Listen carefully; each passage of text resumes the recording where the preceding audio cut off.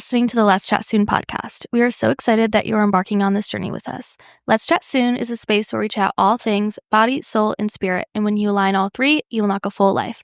A healthy you is the best gift you can give to grow the kingdom and to those you love.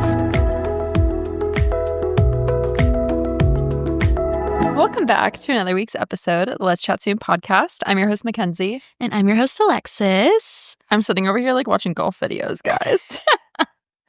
Kenzie's a little down bad right now, I think. No, never. Ask me in a week. Yeah. Ask me in a week. We'll see in a week. Guys. Definitely. I'll be gone. I won't even know. A lot can change in a week, as we've seen. A lot can change in a week. I gotta do something crazy while you're gone. This podcast is coming out like a week, or like, I guess right 2 as you get back. Yeah. 2 weeks from when we're recording it. Our lives could be completely different. I know. We don't know. We probably should film like a 5-minute intro before we launch, because I feel like so many things change when we pre-record. Literally. That we record again. We're like, wait, this is actually how life's going. We haven't actually like pre-recorded in a while, I feel like. We did a lot at the beginning when honestly our lives were pretty much the same. Yeah. They're just boring. They were just boring. Yeah. Now there was no exciting. updates. There was no updates. Now you guys are like, okay, what's the update? Yeah. You don't get to know. Yeah, not yet. Not yet. You don't get to know. I'm engaged. Who knows? No, literally. One of us might be engaged. The other might become like a monk in Bali. Which is which? I don't know. That's what I mean. Like, it literally could be either at this point. So funny. Oh my gosh. Truly, are we qualified to give advice to our younger selves? Yeah. That was like the least affirmed yes I've ever said. That I've ever heard. Sure, we are. Okay, you guys. Some things never change. That's what we should talk about after we do this, of like, what has not changed? Oh, yeah. Wait, I like that. Being crazy. Being literally crazy. A psychopath. Okay. In case our exes were wondering, we are still crazy. Yeah. Don't try to crawl back. If you left for that, you should still stay away. Gone. Stay gone. But today we're doing the trend of like the poem that was on TikTok of like, I met my younger self for coffee, because I just think it's so sweet. And I think it's sweet to like chat through it too. So I did it as like the trend and posted it on Instagram. I made Alexis write hers. So we're going to start off just reading them. And then honestly, we're going to dive in and kind of not like grill each other, but kind of grill each other on each of them, talk about things that are still the same. And then we'll kind of get to context of what, like who we're writing to specifically. Yeah. Of like, how old are we when we're writing this? All the things. Yeah. Okay. So you start. Go first. You want me to read mine first? Yep. Okay. And do it slow. You're going to ramble off. I know. Okay. I met my younger self for coffee this morning. We were both 10 minutes late. She had natural brown hair and a ring on her finger. I had dark brown hair and a ring too, just not on that finger anymore. She ordered a caramel macchiato. I ordered a coconut milk latte. Sometimes 1 pump of vanilla, but that's it. She asked how the wedding was. I told her it never happened. She was confused and sad. I told her it was the best thing that ever happened to us. She asked if I still lived in Michigan. I told her we moved to Florida, and next month we leave for Bali with our best friend and sister. She asked what our kids' names were. I laughed. I then explained how we still want 10 kids, but we're so happy it didn't happen yet. She asked what floor we work on. I said we left our bedside nursing job 3 years ago and never looked back. She asked if mom and dad are still our best friends. I told her mom had cancer 2 years ago, but she's fully healed, and somehow through it all, we're all healthier and stronger than ever. I didn't cry. Boo. I could cry reading mine.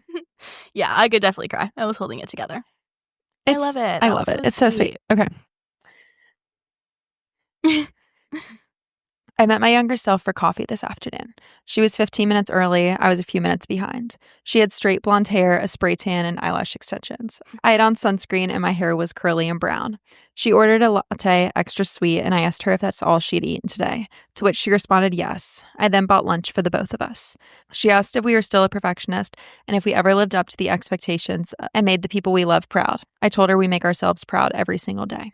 I showed her a video of our best friends and she sobbed. She asked if we were married yet and got a bit sad when I told her no. I then explained how full my life is now and showed her how beautiful life can be without a guy. She asked if we ever fully figured out this Jesus thing, and I shared with her all about my best friend and the way he's changed our life. I told her this was the encounter I was most excited for her to have really soon.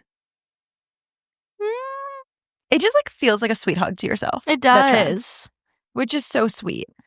It's funny because, like, it's hard for me to go back to that place. And I realized this, like, when I was healing from the last breakup. What was almost healing to me was going back to the broken engagement, that relationship, and, like, thinking about that. I don't know, like, really what it was for me. But Weird, I did the same thing. yeah. Like, I went and, like, looked through some pictures and, like, I don't know. I just, like, I looked him up, and it was just, like, nice to, like, see that and not feel anything, and it almost helped me heal from, like, this last breakup that I just went through, and I think it was almost, like, I healed through that, and that I was in such a dark time then, so it kinda was, like, comforting to know, like, okay, this is a cycle, like, I'm hurting now, but I will get better. Mhm. I don't know. I don't know what it was, if it was that or if it was something else, but It's one of those things of I got through that and that was so difficult, I can get through this. yeah, exactly. Crazy. Interesting. I can't get over the fact that you were eyelash extensions with a spray tan. South Georgia, going I to feel like college you- in South Georgia. I also could have thrown in that I had an accent. That's wild. I have a That's video that went wild. viral on TikTok. I literally started it and I go, "Hey y'all, today we're doing No. With your fake blonde hair. with my fake blonde hair that I had for years. I got eyelash extensions because I was so insecure about like every time I didn't wear mascara. But my mascara sometimes rubs underneath my eyelid because my eyes sit further back. And yeah, hated being pale. So I would get spray tans. Would we be friends? I don't know. I don't know either. It's crazy because I've done this weird thing in my life. And sometimes I feel so bad for my poor ex-boyfriend in this reality. I am so much more like, and I didn't even like go crazy or like weirdly off the rails in college whatsoever. Honestly, like college is when I encountered Jesus and became the person I am today. But also, I feel so much more like my younger self now than I did in my like late teen, early 20s. Me too. I know I'm still in my early 20s, but I feel like I am literally my 7-year-old self. Okay, 100%. I feel like that is a universal cycle that we all go through. Which is Because so weird. yeah, you hear everyone talking about, like, getting back to, like, their inner child. Yeah. And I do feel like everyone almost goes through that where it's like, okay, you're your true self because you don't have any outside factors that are telling you to be anyone different. And so you're growing up, you're living your life, you're doing whatever you want to do. And then we get just, like, we're told what to do, and we're, like, on this path for 18 years. And then when we get to college, it's like the first time we have to like make decisions, and then we have all these outside voices like comparing and telling us what should be and what should be right and what should be wrong. And so I feel like we just get super confused, and that's like the years of like what's going on, who was that?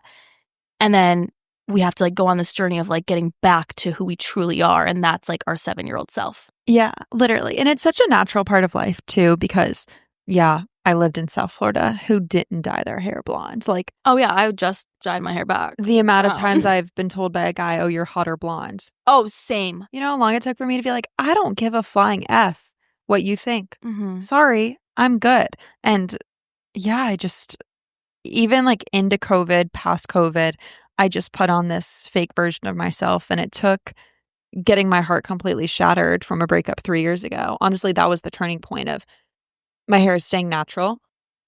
I don't give a crap about eyelash extensions. I don't care about being tan, what I look like, not getting my nails done regularly anymore. I just want to go back to who I am. Yeah. And I feel bad for my ex-boyfriend because that's totally like the person he fell in love with at 17. And then I came away from that. And then that's honestly why he broke up with me. And then the second we broke up, I went right back to that. And he was like, "What the Like heck?" now? I'm like, "Ooh, sorry. I feel bad about that one." Anyways. I feel like it's just a progression of life, though. Mm-hmm. I noticed your coffee comment, Yeah. which I don't think we've like really went into that deeply on the podcast before. You're right, we haven't. Which, if you don't want to, it's fine. No, we totally can. I just made a video, like literally on my stories today, posting about it because I stopped for Dunkin' on the way over here. And it was one of those weird realities of, oh, I stopped for Dunkin' and it's just a coffee. It's not my meal today. The amount of times in college I would just drink an iced coffee and that was my only meal of the day. And this was like intentional? I would have said no then, but yes, 100%. Okay. I would have, the amount of times I was just like, oh, well, I'm just like too busy in the day to like make food or do whatever. And I would like look up and be like, oh, it's been 2 days since I've eaten a meal. Be like, oh, I'm too busy. Oh, I just can't afford that. Oh, whatever. Like I always had a good enough excuse where it wasn't like, oh, I'm trying to just look skinny and be skinny. And I remember one November, my ex-boyfriend came to visit and he just like put his hands around my ribs.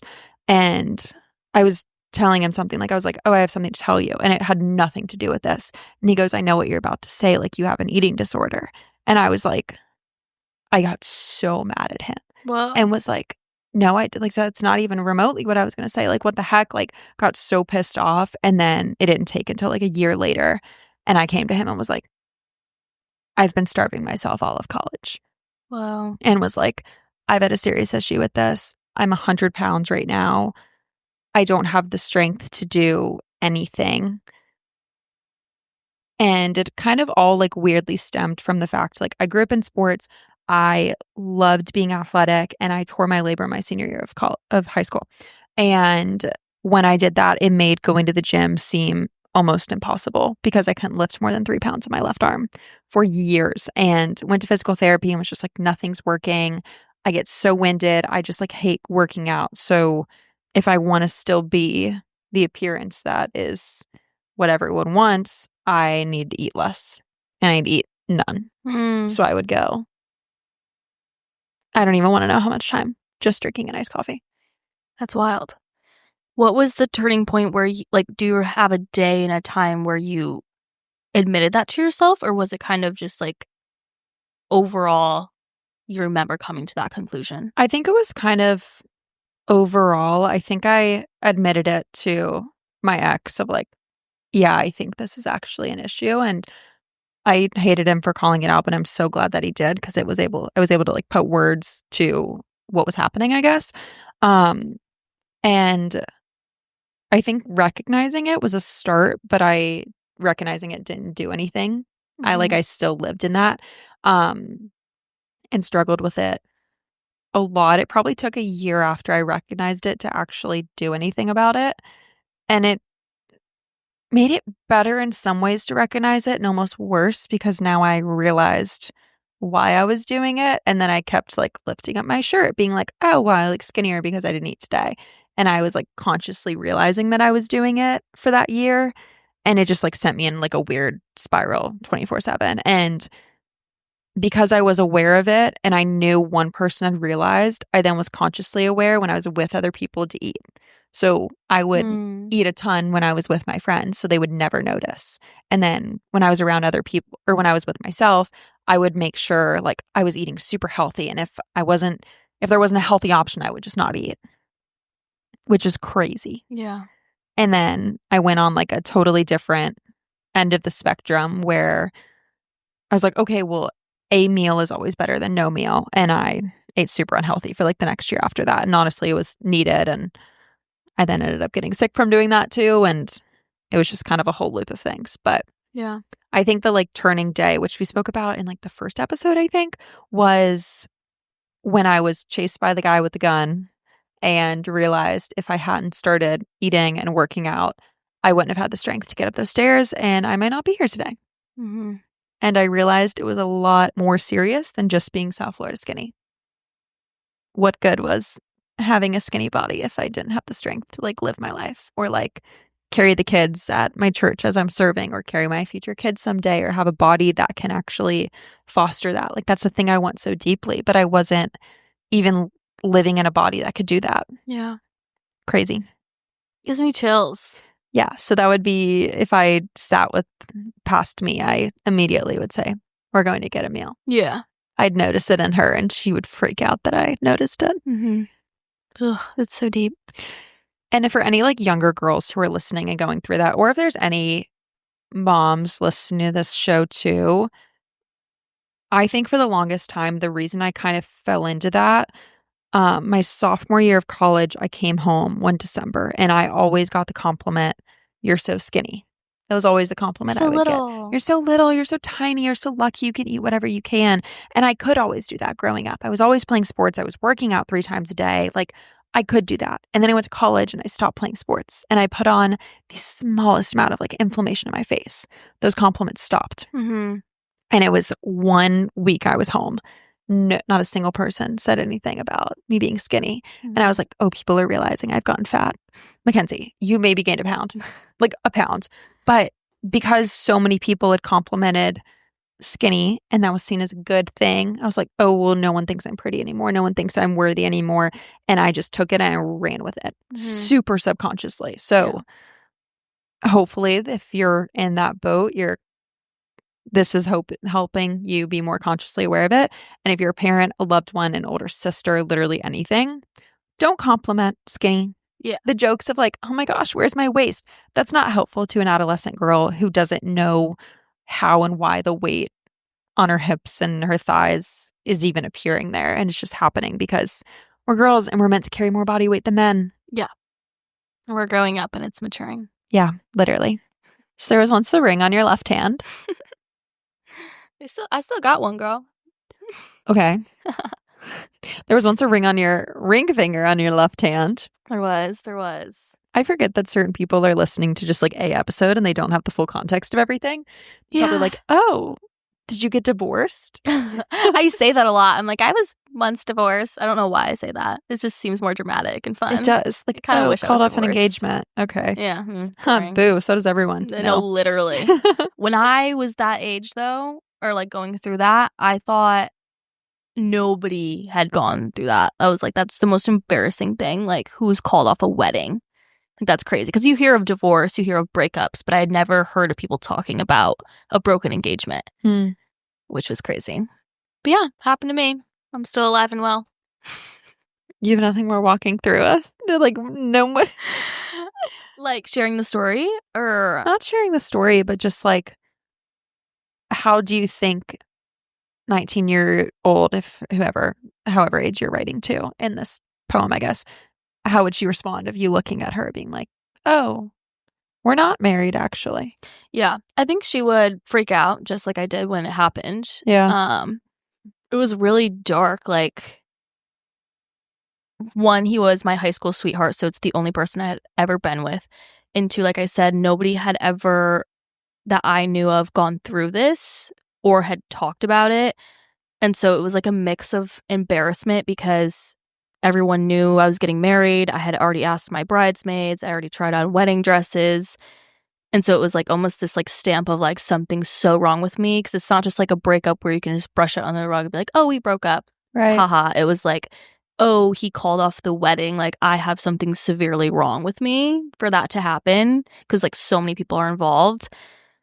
But what I can say now is like, we were never meant to be together. And if we were to get married, I truly think it would have been a divorce, because we weren't grown enough. We're not even remotely the same person. At least I'm not. I don't know how he is or where he's at. Like, since we had broken off the engagement, we never kept in contact. But I don't think it would have ever lasted, because I think when you're so young, you go through so many different changes, and it's cool when people do get married young and they can change together, and that's amazing. But I don't think that's always the case. Yeah. And so I think I used to like, I would get the comments when I got engaged at 19, like, oh my gosh, you're so young. Like, that's so crazy. And I'm like, oh, it's young love. Like, I'm a hopeless romantic. We're in love. He's my high school sweetheart. Like, we have this whole life planned out. And I would just like caution anyone at that age that thinks that to maybe just wait and like live a little life first. I don't know. Everyone's going to do what's good for them. And I have friends that got married that young and they're still happily married today, and it's the best decision they ever made. And I'm so happy for them. But I also know people that did do that, and now they're literally going through a divorce right now. And then I also know people like myself who had the broken engagement. I would say a good tell of that, because obviously I started dating my high school boyfriend when we were 17. So we were talking marriage around the age of 19, but we were waiting. Mhm. I would say if comments like that of like, hey, you should be cautious, piss you off, you're not ready to get married. Yeah. Because that was a big difference between those comments used to piss me off when my parents would be like, no, you're too young. I'd get so mad. And I just wasn't very understanding of why that actually could be an issue. And I see friends of mine who did get married younger and they would just be like, yeah, that totally makes sense. Why you would say Right. that. And Because it's logical, and I think it's mature of you to realize that. right. Because getting married at 18, 19 is a little crazy. Even 22, 23, Mm-hmm. Yeah. also still young. Like it just is. And I was going to get into a totally different topic, but we're not there. Okay. I was Yeah. basically going to say there is sacrifice that comes with that because I think one of like the best things that we've learned as people who honestly were really close to getting married young, both of us, is how much of a joy like being single and like living your life with your girlfriends is in your 20s. And I think a lot of people act like getting married young, you're like getting this thing that everyone wants super early, but you're also sacrificing a lot too. Mhm. And I think a lot of people don't realize that. And I have friends who are super happily married and they're like, this is great and wonderful, but I missed out on that too. And it's not saying this was the right choice or that was the wrong choice, but it is saying recognize that if you are getting married young, you are sacrificing something. Like, yes, you get to do life with your best friend, but I get a totally different output on life because I'm able to have this life single with my girlfriends and I'm able to understand people a lot better who are in this season too. Mhm. When I was in a relationship and I had been in a relationship for 5 years, my friends would be out gallivanting single and I was so not understanding of anything that they were going through. And I was so judgmental and I'm so glad I got broken up with because I'm able to understand so much more of people in their 20s better. And I think I wouldn't have continued having an audience on social media truly if I was just like, yeah, I married my high school sweetheart and whatever else. Like, that's just not that it's not very relatable, but I did a really bad job at like being a good friend during that season too. Yeah. Yeah. And I no way and shape want to like diminish people that do get married super young and Right. work it out. Like, that's great. That's amazing. That's what your life was supposed to look like. I just like I'm on the other hand of that. It's like maybe that's not what your life is supposed to Mhm. look like. And if it didn't work out, like I am so grateful for my life now, and I know my life would 100% not look anything like this if I was married to that man. Nothing, none of the stuff I have now would be here. Yeah. And yeah, I just can't even imagine. Right. It gets better. It gets better. 100%. It does. Your last part about like you figured out the Jesus thing. I guess we never like went into our stories, but like, have you not always been a follower, or was it just like you weren't close? Explain that. Gosh, I feel like it's been this like back and forth thing for so long. I was like went to private Christian school, grew up in it very much so, but didn't have it incorporated in my life whatsoever. And I feel like up until 2 years ago, it wasn't really a real thing Mm. at all. I think post breakup, feeling like I literally had my heart ripped out and everything in my life was falling apart, I didn't actually realize, hey, nothing else matters if I don't have this one thing. Mm-hmm. And I think there wasn't a level of dependency. There was always dependency on other people, on myself, on the relationship that I was in of like, oh, this person's going to solve all my issues. And 19-year-old me didn't fully understand what dependency on the Lord looked like. Yeah. And I think that's more what I would love to just like shake her and be like, oh, yeah, you have a best friend in Jesus. Mm-hmm. And that's so cool. And no, it's not always this like Jesus high. Like, I feel like a lot of times people are like, oh, well, like, then you're just like high on Jesus forever. And like, it's just always great and it's always whatever. Like, I'm not necessarily fully living in that Jesus high right now, which is kind of weird to say. Like, Mm-hmm. Jesus and I are good, but there's nothing like innately wrong in my life. I feel like a lot of times you're closest to the Lord when you are so dependent on Him. Of like, I literally don't know how to move forward with this day. Like, my heart is shattered in some sort of way. And that was me 2 years ago, 3 years ago. Oh my gosh, almost 3 years ago. That was me almost 3 years ago. And I feel like that's when it was like sealed of like, this is my faith. This is sticking with me through my life, through ups and downs, whatever. Like, this is important. This is a priority when I feel like it, when I don't. Certain days right now, I don't feel like it because I don't, quote unquote, like need Jesus in this super deep way where, again, like every single day I can't get through the day. That sounds so bad. I know what you're saying. I'm trying not to say it like that because obviously I depend on Jesus every single day.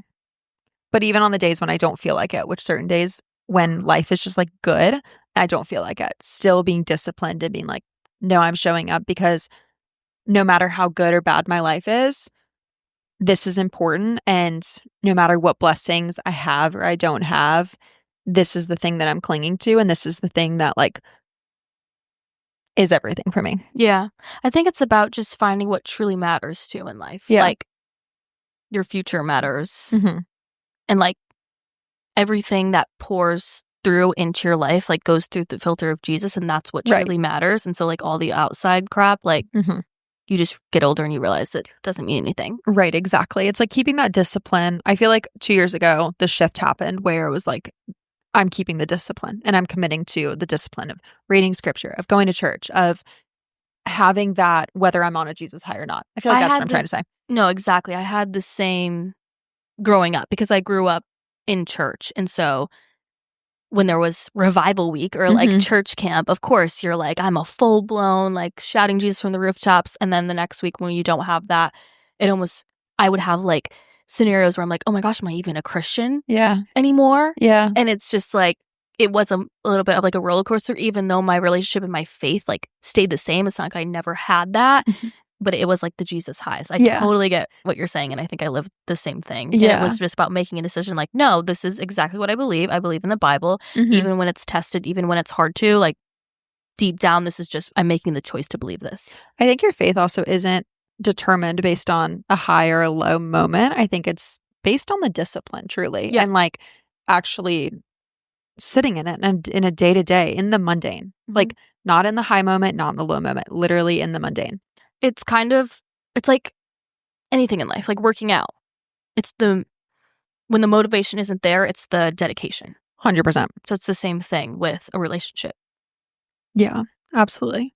Okay, your like 18th point, literally, I don't even know how I'm addressing this because we just went through it. So walk us through, I feel like we've talked about this before, but your younger self asking you about what floor you're on in bedside nursing.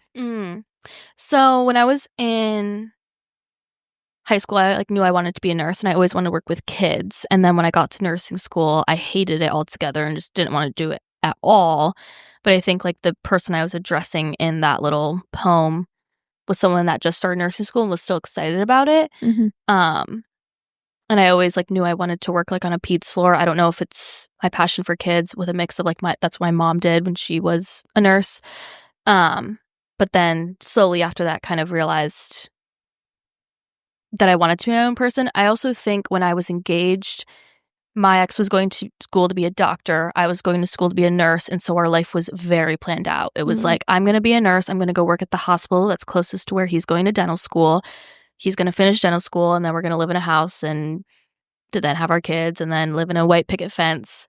Great. I don't really want that anymore, which I don't think I ever truly did, but I was with someone that was very opinionated on what he wanted his life to look like. And so for me to fit into his life, I had to like mold to that. Yeah. Which are things I want. I want a family one day, all that kind of stuff. But I think throughout nursing school, I kind of realized I didn't love it. And then after I worked in bedside, I worked in neuro ICU, and then I eventually got to peds because I was like, all right, let's see if I still even want to work in my passion. I realized that just like wasn't for me. That lifestyle wasn't for me, and I didn't truly love it. And there's just like a bunch of other outside factors that play into it. So yeah, that's when I left. When I moved here, when I left the hospital, that's kind of like when my whole life changed. I think that's really when I started to figure out what I actually liked and like what I actually wanted for myself, because I wasn't having like other people tell me anymore. Right. I wasn't in school anymore for like a professor to say this is what I should do. I wasn't in a relationship anymore for like a boyfriend to dictate my life. I moved away from my parents. Like it was the first time where I was like, okay, what do I actually want to do with my life? And I think it's cool in just like how life works of, I'm going to take like 5% from this thing that I wanted. And I'm going to take 5% from this thing that I wanted and maybe Yeah. 30% from this thing that I wanted. And it's like now you do still nursing, but you do that in your own way. And it's Yeah. like, oh, how cool is it? And I think our generation does a great job at this, truly, of I have this dream, but I have a piece of that dream too. And I have a piece of that dream and I want this lifestyle. So I'm going to figure out literally a career that might not even exist right now and figure it out and make it work. Yeah. And we're like ratifying industries to do that. I was talking about that with my parents the other day because I feel like 6 or so years ago, they were like, oh, your generation, like Gen Z is like, seems like they're going downhill. And I'm like talking about West Palm and how so many people who are just like grinding are moving here. And I'm like, this is so cool. And then this friend who has this business and this friend who has this and does this and whatever. I'm like, it's so cool. And I'm like, our generation is so cool for that. And I'm like, maybe I am in a bubble and I surround myself with people like that. I know that's not all of our generation whatsoever, but it's really cool how there are people in the industry. It's just like ratifying these industries. And even my dad was talking in his company. He's like, no, the like people in their 20s are coming in and are like killing sales. And when our sales reps are talking to the buyers are in their 20s and young 30s. Like we have to have sales reps now in their 20s and 30s because the buyers are that young too. Yeah. Yeah. Like slay. I think our generation, like I think it's a universal for all of us that we are like nosy and like to ask a lot of questions and like our way. Yeah. And we know we can get our way. So I do think it's very different because I think when our grandparents and parents were going to work, it was so normalized for them to go get a job and work that same job for 30 years. And like loyalty in their company was very important. And I feel like we're kind of almost a little bratty, like We're our so generation. bratty. And so we're not going to put up with that. But we're using it for a good thing. I don't think it's all bad. There's some people who are using it for about 100%, but just like in anything. But right, of course. But for the most part, I think it's good. Yeah. Love it. Okay, next point. You said we still want 10 kids, but we're so happy this hasn't happened yet. Do you actually mean that? I do, because 10 kids then with that man would have meant I'm living with someone who controlled my life in a white picket fence and I wouldn't do all the things that I dreamed of doing. And I don't think I truly want actually to birth 10 kids anymore. Like, I think I always just said that because I want a big family. Yeah. But now I've opened my eyes and like I want to adopt and travel and create like a really cool life for my kids. And so that's evolved. And I'm glad that I didn't start popping out kids at 19 because I would be stuck, I think. And I wouldn't have the knowledge to know what I truly want for my kids now. And also I think like even just like little things like how I live my life and how I'm like way more healthy now too. Like I wouldn't have had a healthy pregnancy or known how to have healthy kids. I would have probably given every vaccine to my kids. Right. Hot topic. But I think I truly am happy that it hasn't happened yet, even though if I were to get pregnant tomorrow, I wouldn't be mad.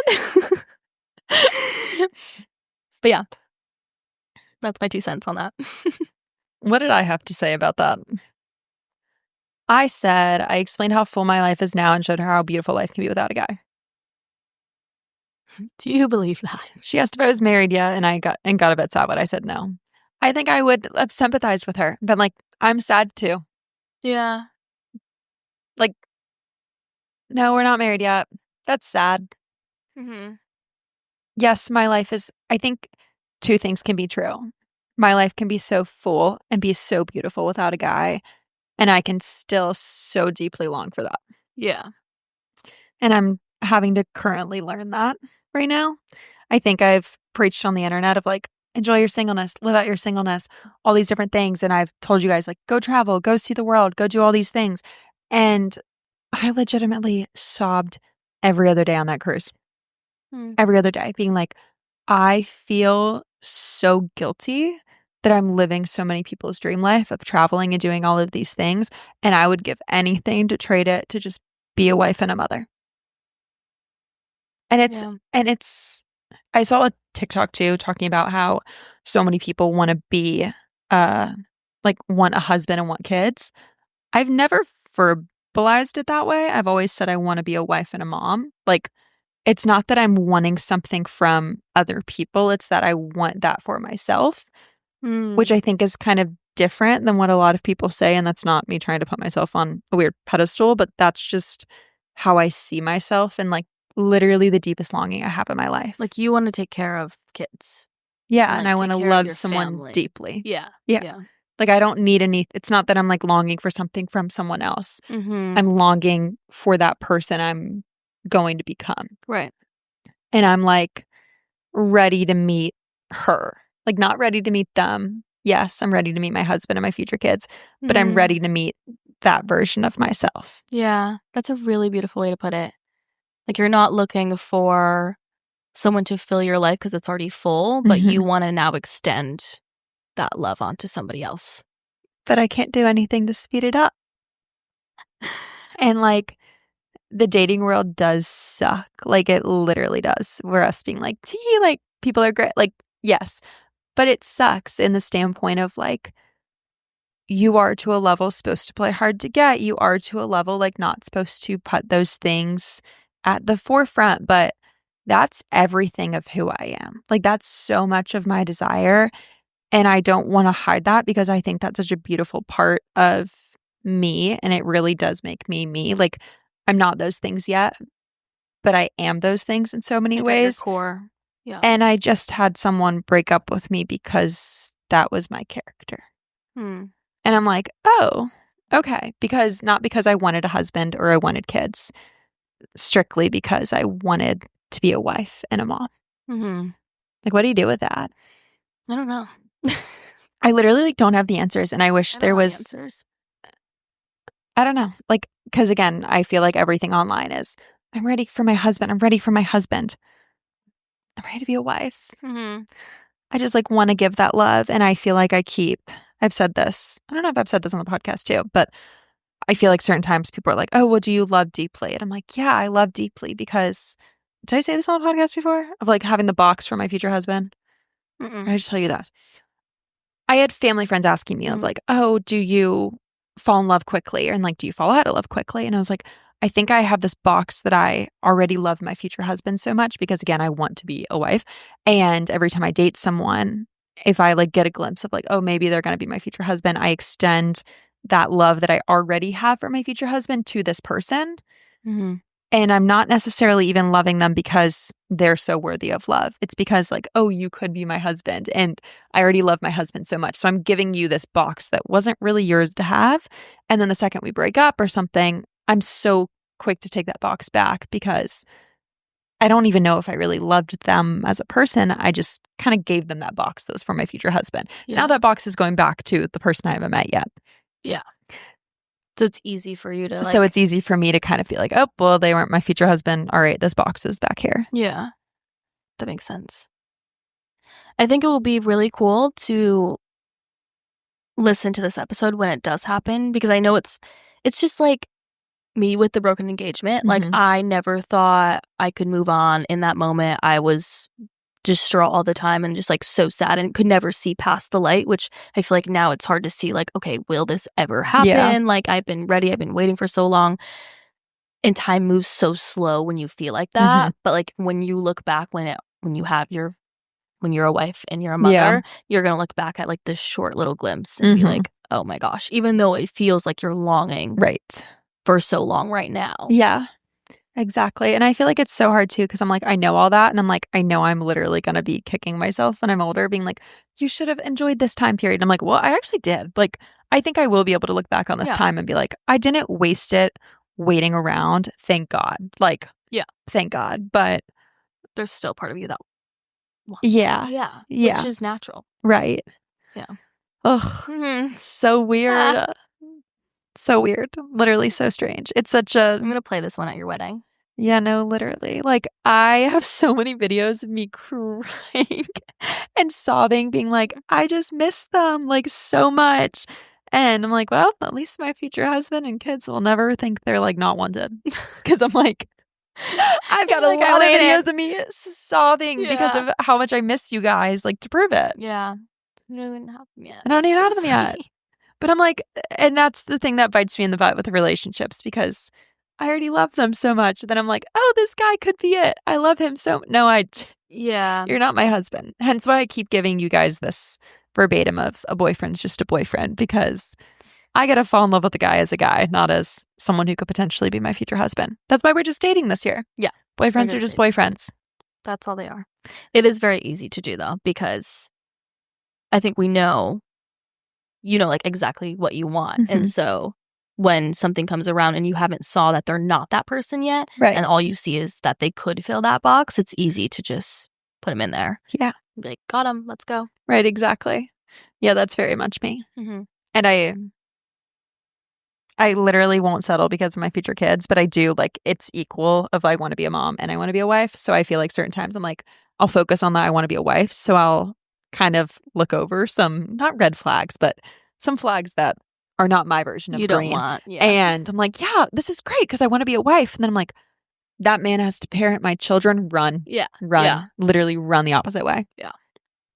Okay, enough about that. Let's move on before I start sobbing. What else? Okay, wait. Okay. So this part's silly of these things are different. What's exactly the same? Also, how old were you in this version of who you're writing to? This, I try to stay towards like my 18, 19, 20-year-old self. What's exactly the same? We're always late to everything. That will never change. I'm always chaotic, running around like a crazy person. Okay, mine was different. Yeah. You used to be early and now you're late? I'm not.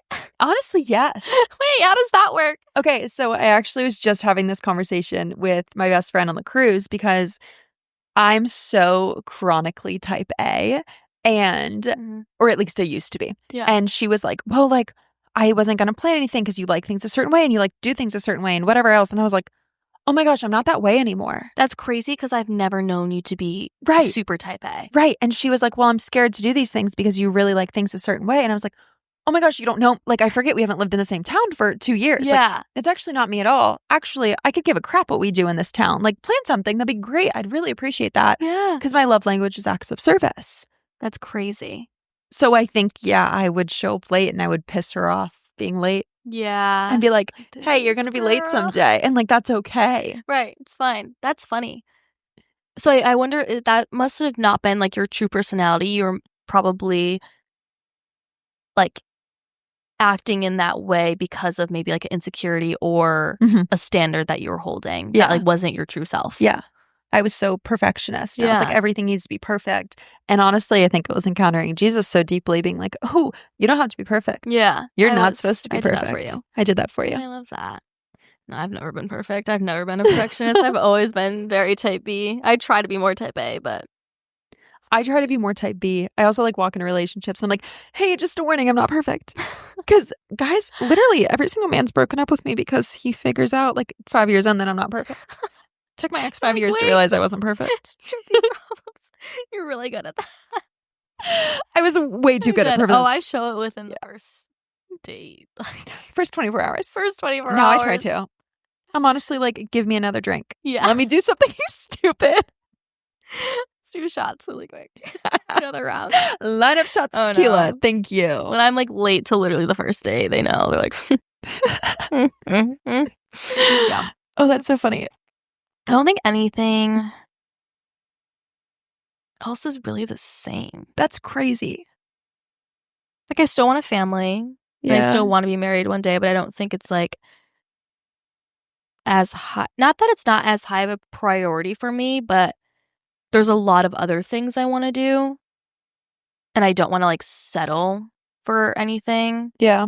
And I feel like I've proven to myself that like things will find me when I'm truly ready and when it's truly meant to happen. So like I'm lucky that I feel like that, even though there is some nights and some days where I'm just of course watching birth videos on the internet. Like I want to be pregnant so bad. But I think that's natural too. So yeah, I don't know. Yeah, nothing else is really the same. I mean, I'm like the same person. Kind of, but not really. Not really. Like not like Isn't when I that look crazy? back, like I'm really not. We're talking 5 years, guys. Like we're not talking so long. No. Literally 5 years. Yeah, so all the people who judge me from high school, like literally I'm not the same person. No. No. I'm much meaner. I was no, like very shy, very like submissive almost, like would just do what everyone else told me to do, which, like, I have that in me still. Like, I'm a people pleaser. I was about to say, you have that as, like, the people pleaser, but I wouldn't say submissive. Yeah. No. Like, I'll still do what I want, but I, like, feel bad if I'm, like, making people upset about it. Mm-hmm. Yeah. Interesting. I don't know. But yeah, we're so different. I'm trying to think of what's the same, too. I don't think much. I feel like I need to call my college best friend and be like, what's the same? Right? I No, would actually. Like, I think she would say my empathy towards others. Okay. But I think in different ways still. Mm-hmm. Where I used to take it on a lot more. And then, like, get mad at them almost. Like, I would feel so deeply and then be like, why are you putting me through this? Now I still feel deeply, but I know it's also, like, something I can't change, I guess. Right. You can't control the person. Yeah. They're not doing it deliberately to hurt you or... Yeah. I would say, yeah, I think I was always a big dreamer and always, like, wanted really big things for my life. But it was almost, like, quieted down because of other people's opinions and, like, self-limiting beliefs where it's like, okay, I've seen, like, other people do it and know that's possible because I've lived and, like, grown up. Right. And so now I'm, like, almost more tapping into that true self. So, like, that has always stayed the same. I would agree with that. When I was 19, 20, I had my whole college house wall filled with Pinterest photos that I had printed out of these are the places I want to go to, the things I want to do. I've been to every single one of them. Yeah. Every single thing on that board I've done. Mm-hmm. That's amazing. I wish I had, like, a set board. I know I always wanted to travel. I always wanted to, like, learn how to surf, like, those kinds of things, which I've done. And I think that's why also I'm still, like, I'm okay with not getting married and having kids right now because I haven't done all of those things yet. So I feel like I need, like, another year. I don't know, but I could also get married tomorrow. So I go back and forth on that. Maybe that's why I want to go to Thailand because I'm like, oh, this is the last thing I, like, said I wanted to do. Yeah. Be like, God, it can happen now. I'm ready. Wild. This was fun. I really liked this. I did too. I was nervous because I, like, hadn't written this out yet. I haven't, like, done the exercise. But I feel like if you haven't written this, write it. Like, yeah, it is very healing. It is very healing. And it makes you so emotional of, wow, like, that girl is coming to the table, is coming to coffee with such a heavy heart. Mm-hmm. Like, oh my gosh, I saw this quote on TikTok. It was talking about if you don't think you've made any progress, ask yourself if you would trade places with you a year ago. Right? Yeah. No queen. Or this like, whatever past version of yourself you're writing to, like, you have something to give to your past self. You have something to give to the world. Yeah. Fully. Put it on a t-shirt. Put it on a That was pretty good. Get a snap for that. That was good. Thank you. Thank you very much. This was a longer episode than I was anticipating. I thought this was going to be like 20 minutes rapid fire through, but we've been yapping your ear off for the last 50 minutes. Wow, yeah, that was a lot. So we're going to wrap this up quick. If you liked today's episode, leave us a review down below. We would love it so, so much. We are just a couple weeks away from Asia, you guys. Like, the time this comes out, we are, like, next month. Like, packing. We're, like, on the way. While we're recording this, we have not bought any backpacks yet, but we got to pack. Yeah. We'll figure out our lives. Maybe by the time this episode airs, we've figured out. I'll be just getting back from Costa Rica, so maybe give me, like, 4 more days. But okay, I'm probably going to be in Salt Lake, so we're nonstop. All right, we really are nonstop. As I'm like, I'm done traveling. LOL. Yeah. Thank you guys for listening. We love you, and let's chat soon. Bye. Bye.